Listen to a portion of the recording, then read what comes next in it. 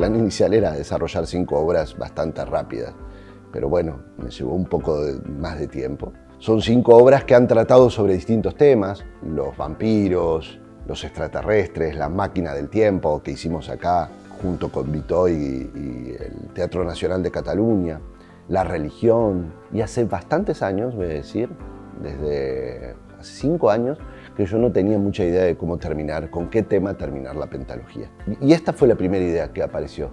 Tal vez el 5.º tema, después de todos estos, puede ser los robots, la inteligencia artificial y sobre todo que alguien nos suplante y nos mejore.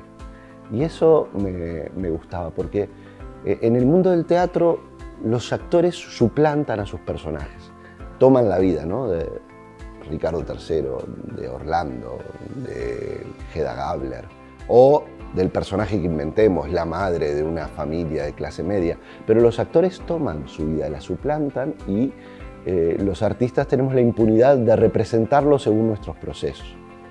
Que de repente, y esto pasa siempre, en la vida se esté dando ese proceso, que estén apareciendo actores a los que llamamos inteligencia artificial, que nos empiezan a suplantar, me pareció que era un modelo que nosotros conocemos muy bien. Es decir, nosotros sabemos cómo se hace eso. Entonces, fantasear con la idea de que alguien finalmente suplantara a los suplantadores, que son los actores, es como la idea inicial que me divierte. Es como un chiste del que no me logro olvidar.